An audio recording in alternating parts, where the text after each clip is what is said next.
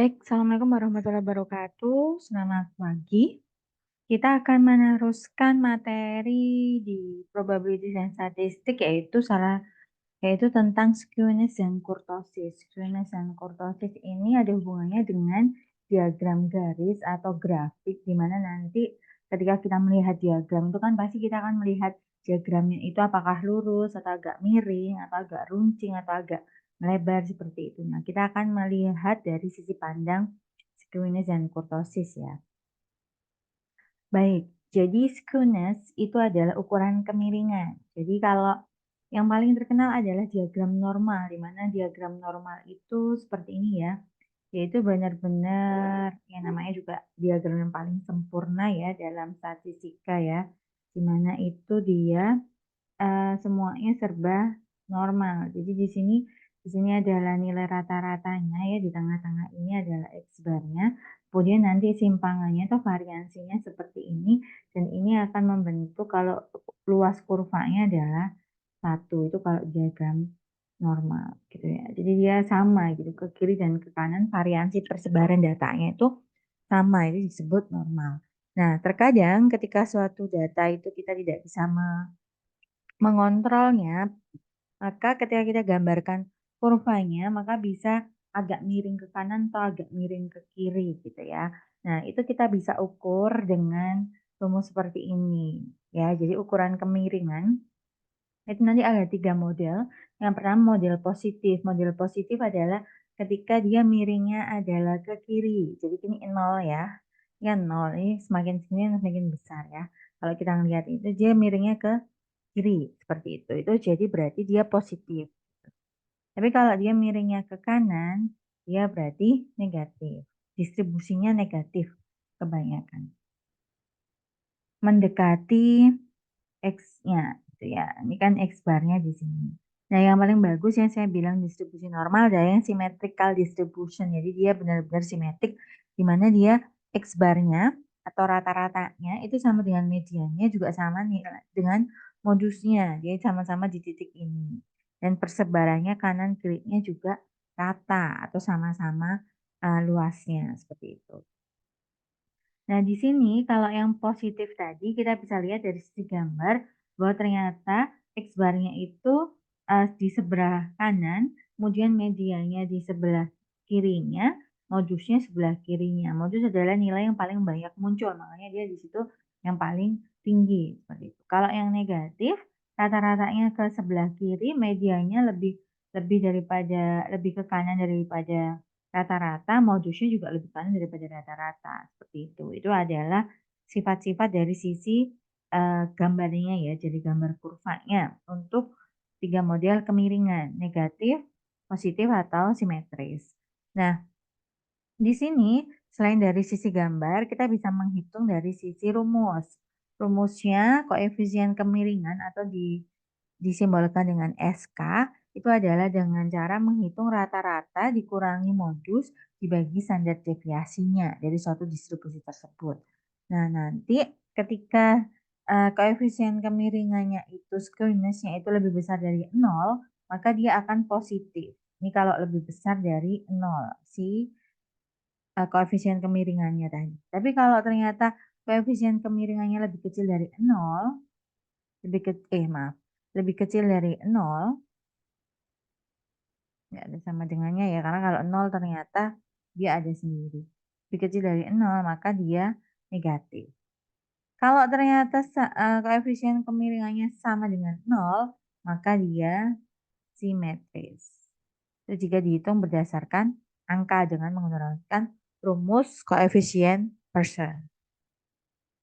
Nah, ada lagi rumus dari Pearson juga untuk koefisien kemiringan ketika yang diketahui adalah median. Kalau tadi kita bisa mencari modusnya, maka kita bisa pakai ini. Karena terkadang ada beberapa data yang tidak punya modus atau modusnya sangat banyak, jadi nanti bingung. Kita bisa cari dengan nilai median. Jadi kita bisa milih mana yang bisa digunakan rumusnya. Yang untuk median rumusnya adalah 3 kali dari X bar dikurangi median. Jadi kalau ada kurung seperti ini, maka yang dihitung adalah yang dikurung dulu. Ya, aturan perhitungannya. Jadi kalian rata-rata dikurangi median dulu, baru dikalikan 3, baru dibagi dengan standar deviasi. Oke ya. Nah, terus kemudian ada juga yang menggunakan rumus kuartil gitu ya. Dari Bolus ini dia menemukan cara menentukan koefisien kemiringannya dengan menggunakan kuartil. Yaitu dengan kuartil 3-nya dikurangi median, dikurangi kuartil 1. Karena kita tahu bahwa median itu adalah kuartil 2. Itu sama dengan median. Kuartil 1-nya di sini, kuartil 3-nya di sini. Seperti itu kalau di data yang dibagi 4 ya.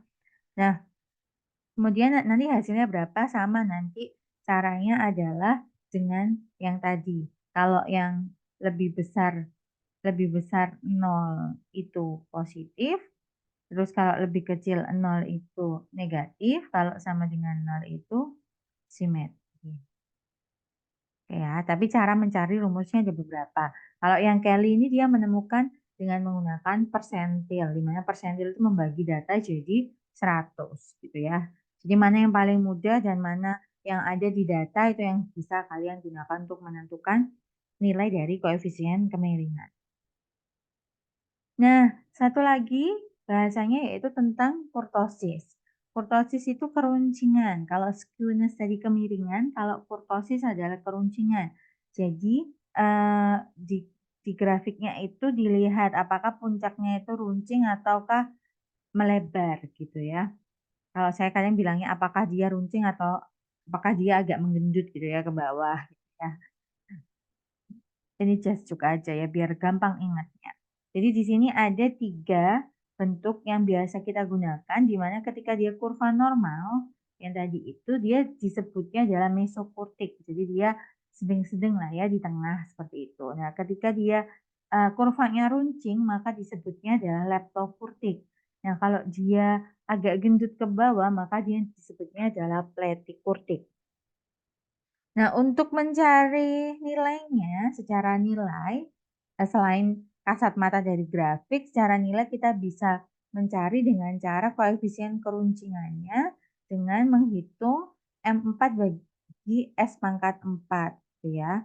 Oke, M4 ini ternyata adalah momen. Oke ya, momennya di sini berarti dengan cara ini rumusnya. Momen itu adalah sigma dari frekuensi ke I dikalikan T yang ke I dikurangi X bar nanti dibagi jumlah frekuensi. TI itu adalah titik tengah ya. T-nya adalah titik tengah, F-nya frekuensi. Oke ya. Itu untuk mencari koefisien keruncingan. Kemudian dibagi S4. S4 itu standar deviasi.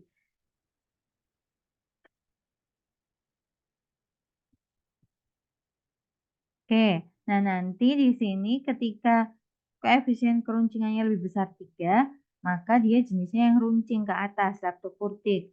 Kalau kurang dari 3, maka jenisnya platikurtik. Kalau sama dengan 0, maka yang normal atau mesokurtik. Jadi kalau kita lihat karena ini ada 3, berarti kayaknya di sini ada panjangnya ini adalah sekitar kurang lebih 3 dari titik normal. Jadi kayak apa standarnya dari normal itu kalau udah lebih dari 3 ke atas, berarti dia akan leptokurtik. Kalau dari sisi normal dia lebih dari 3 ke bawah, maka dia akan platikurtik. Seperti itu. Nah, jika dihitung menggunakan rumus, itu yang tadi kita sudah berikan rumusnya. Tapi ketika kita uh, mau menggunakan Excel, itu juga ada. Yaitu kalau di Excel kita bisa tinggal langsung masuk, langsung klik, langsung keluar hasilnya. Ya, nanti kita akan praktek setelah ini, yaitu nanti Bapak Ibu ataupun teman-teman mahasiswa bisa membuka program Excel, terus datanya dimasukkan dulu, kemudian nanti klik data dan data analisis, ya. Nanti akan muncul seperti ini. Jadi ini contohnya ya yang kita kemarin menggunakan data dari tinggi badan dan nomor sepatu untuk mencari hubungannya, terus kita akan cek grafiknya apakah miring kemana dan runcing ataukah tidak seperti itu. Jadi setelah kita kasih datanya, kemudian klik data yang nomor 1 ini dulu, kemudian klik data analisis yang nomor 2, kemudian akan muncul seperti ini tampilannya di data Windows-nya ya. Kemudian kita klik yang nomor 4 yaitu deskriptif statistik, baru klik OK. Akan muncul, ini tadi langkah-langkahnya ya, deskriptif statistik, klik OK. Nah, nanti setelah klik OK, kita harus menginput ring-nya atau mana sih yang mau dianalisis seperti itu. Jadi di blok nanti yang bagian nomor sepatu sama tinggi badan, di blok aja dimasukkan. Oke ya, terus nanti pilihan grupnya klik kolom, karena ini tadi kan menurun ke bawah kolomnya, terus menampilkan tabel inverse menampilkan keterangan pada data yang sudah dianalisis. Oke, kemudian output optionnya pilih new worksheet file, nanti biar masuknya ke worksheet yang baru. Kemudian centang summary statistik, kemudian confidence level formingnya diketik 95%, kemudian klik OK. Kita semi praktek di sini ya. Jadi tadi kan kita setelah klik deskripsi statistik nanti akan muncul tampilan seperti ini ya Bapak Ibu. Nah kemudian input ring-nya itu nomor 1 itu adalah kita ngeblok sini. Jadi Bapak Ibu klik di sini dulu, terus Bapak Ibu blok yang ini mulai dari yang nomor 1 sampai nomor 26 yang mau dimasukkan sebagai datanya. Kemudian grupnya klik kolom karena tadi ke bawah. Kemudian new worksheet play itu yang di sini yang diklik. Ini kalau di sini diklik maka dia akan masuk ke sheet baru. Tapi kalau Bapak Ibu mau di tempat yang sama di sheet 1 ini, nggak di sheet 2, maka di output ring-nya ini Bapak Ibu klik, terus Bapak Ibu masukkan umpamanya di sini ya. Mau di sini munculnya nanti hasilnya masukkan diklik di sini maka nanti ini akan muncul M14. Intinya seperti itu. Jadi dia di outputnya atau hasilnya akan tetap di satu sheet, nggak masuk ke sheet kedua. Kemudian confidence levelnya tadi dicentang 95% ya Bapak Ibu, terus dicentang summary statistiknya karena kita mau mencari summary statistiknya, baru nanti terakhir diklik OK. Nah, setelah diklik OK nanti akan muncul seperti ini. Ini tadi kalau kita mau masukkan di G4 ya, jadi di outputnya tadi kita masukkan yang output range, tadi masuknya adalah G4. Jadi akan masuk di sini. Nah, ini adalah tinggi badannya.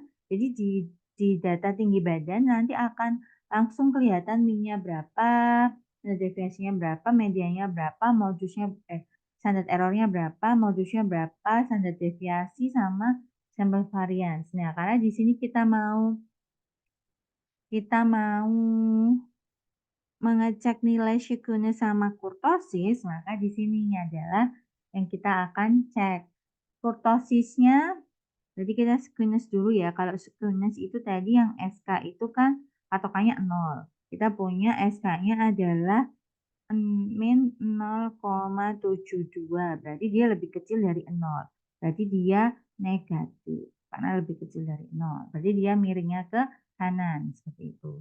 Terus kalau yang kurtosis itu kita punya min 0,4738.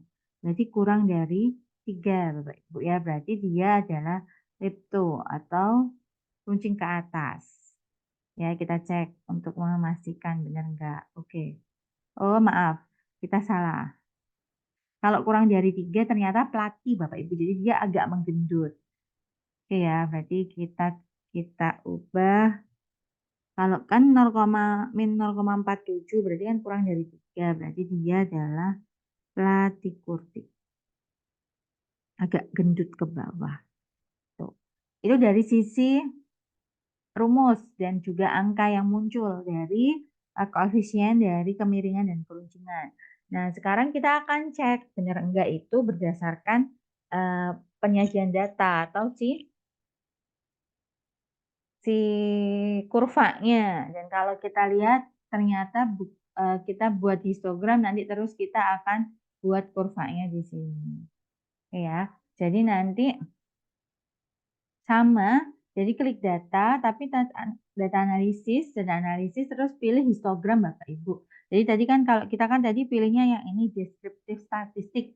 Nah, sekarang kita mau pilih histogram. Ya, untuk melihat kurvanya benar nggak sesuai dengan hitungannya. Setelah histogram, Kemudian nanti akan muncul seperti ini yang pertama ya, terus ketika pilih histogram akan muncul tampilan seperti ini, input range-nya Bapak Ibu masukkan rentang data yang diinginkan. Terus bin range-nya adalah rentang kelas yang telah dibuat. Nah, output range-nya berarti nanti akan masuk di mana ini sih grafiknya munculnya. Terus Bapak Ibu jangan lupa klik chart output. Nah, berarti di sini nomor 6 dan 7 ini yang belum ada ya. Jadi input range itu seleksi rentang data, 7 adalah rentang kelas. Padahal tadi kita datanya adalah data tunggal, belum data kelas. Maka kita harus membuat data kelasnya nanti seperti apa. Gitu ya, ya. Nah, ini bin range-nya. Jadi nanti sebelum ini nanti kan ketika kita praktek akan kita coba praktekkan membuat bin range ini untuk kebutuhan melihat histogramnya ini, Bapak Ibu ya. Nah, kalau di sini dilihat ternyata bentuknya memang agak miring ke kanan. Jadi kalau kita bayangkan, oke, apakah benar-benar seperti ini? Tidak, gitu. Karena kan kita ini grafiknya dipengaruhi oleh data asli seperti itu. Nah, kalau dilihat seperti ini, memang dia milih ke negatif, gitu kan, agak ke kanan, dan dia ternyata nggak kalau kita pemainnya buat kayak standar gini dia nggak terlalu runcing karena ada di sini membuat dia nggak terlalu runcing. Oke, gitu ya. Jadi dia agak platy seperti itu. Oke, ini ya kalau kita lihat tadi ya. Ini yang tinggi badan, ini juga sama tinggi badan. Oke, nah sekarang kita masuk ke diagram scatter. Kalau kemarin sudah ada bahasanya bareng dengan penyajian data, ini juga kita biasanya hubungkan sama sekuennya sama kemiringan juga karena nanti hubungannya sih lebih ke korelasi ya Bapak Ibu ya. Jadi nanti dia bentuknya adalah seperti ini. Bentuknya kayak titik-titik yang mengumpul di membentuk garis lurus ataukah tidak gitu. Nanti seiring dengan mengumpulnya itu dia semakin kuat hubungan. Contohnya ini. Jadi kalau ini kan contohnya ada pengeluaran untuk iklan sama penjualan. Kalau kita lihat contoh di sini, semakin banyak, ini kan rupiah ya umpamanya. Rupiah gitu ya. Ini 0, berarti semakin mahal pengeluaran untuk iklan, ternyata penjualannya juga semakin banyak. Berarti dia korelasinya positif dong. Jadi kita ngeluarin duit buat iklan, tapi jualnya laris juga gitu kan. Jadi kan kita juga untung seperti itu. Jadi makanya korelasinya positif.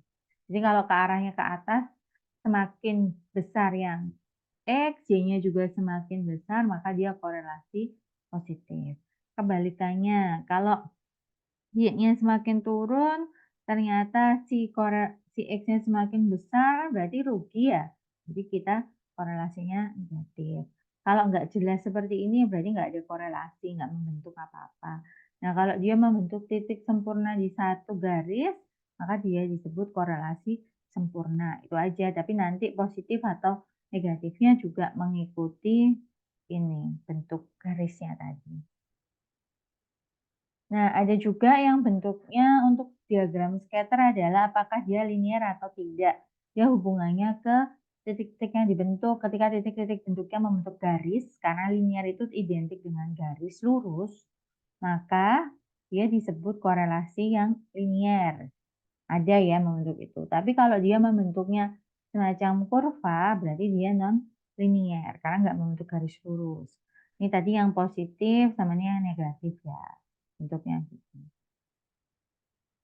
Nah, ada juga yang bentuk polanya seperti ini. Jadi kadang bentuk titik-titiknya itu nggak yang garis lurus nyebar, tapi dia kayak pola naik turun seperti ini. Nah, ini tapi bisa tetap kita lihat pola scatternya atau hubungannya. Kalau ke atas berarti positif, kalau ke bawah berarti negatif. Kalau nggak jelas seperti ini berarti dia tidak memiliki hubungan. Nah, selain dari positif negatif dan tidak memiliki hubungan, kadang kita harus menafsirkan dari sisi kekuatannya. Jadi kalau korelasinya kuat, itu dia hampir membentuk garis lurus. Jadi semakin mendekati garis tersebut, umpamanya ini saya kasih garis di sini ya. Nah, kalau korelasinya sedang, dia masih mengitari garis-garis tersebut, mendekati garis tersebut walaupun tidak sangat dekat. Tapi sudah bisa kita katakan ada korelasi tapi sedang. Nah, kalau yang tanpa korelasi ketika kita buat suatu garis lurus ataupun kurva, dia sangat, tidak dekat dengan tersebut, ada yang dekat, ada yang enggak, tapi banyak yang tidak dekat seperti ini, kita bisa ngomong dia tanpa korelasi. Karena titik-titiknya tidak membentuk, satu ikatan di garis ataupun kurva, seperti itu ya Bapak Ibu. Jadi untuk melihatnya. Nah, kalau ini kan kita hanya secara kasat mata, nah nanti kalau untuk secara matematisnya atau numeriknya atau angkanya, kita nanti akan, mencari namanya korelasi persen. Jadi ini lebih ke angkanya sih. Ya, jadi kalau mau fix angkanya berapa, dia hubungannya kuat ataupun lemah, atau ada hubungan positif atau negatif, nanti kita akan menghitung korelasi persennya ya Bapak Ibu. Nanti di bab selanjutnya. Nah, ini saya ulangi sedikit tentang membuat diagram scatter di Microsoft Excel. Jadi, Bapak Ibu blok dulu tinggi badan dan nomor sepatunya, tapi tanpa usah keterangan ya Bapak Ibu. Kemudian di sini yang ini. Nih, ini yang kayak ada titik-titiknya seperti itu, diklik. Kemudian nanti akan langsung otomatis keluar seperti ini hasil scatternya. Nah, kalau dilihat dari tadi kita lihat jenis-jenis diagram scatter, kalau dilihat di sini berarti dia kan masuk mendekati garis juga ya. Berarti dia korelasinya kuat, kemudian dia arahnya ke atas karena semakin besar ini juga semakin naik, berarti kuat dan positif. Jadi kalau kita mau menyimpulkan hasil pengamatan atau data tadi yang kita ambil dari tinggi badan dan nomor sepatu mahasiswa yang sudah pernah saya ambil, itu secara statistika ini kita bisa bilang bahwa tinggi badan mahasiswa itu mempengaruhi nomor sepatunya. Dan itu pengaruhnya cukup kuat dan ke arah positif. Jadi semakin tinggi badannya, maka nomor sepatunya juga akan semakin besar. Nah, itu adalah hasil analisis dan kesimpulan yang bisa kita dapatkan melalui statistika diagram penyajian, diagram scatter, dan juga korelasi di sini. Seperti itu Bapak Ibu. Baik, terima kasih. Itu yang bisa saya sampaikan. Jika ada yang salahnya mohon maaf. Kita bisa dikonfirmasi untuk kebenaran. Terima kasih. Assalamualaikum warahmatullahi wabarakatuh.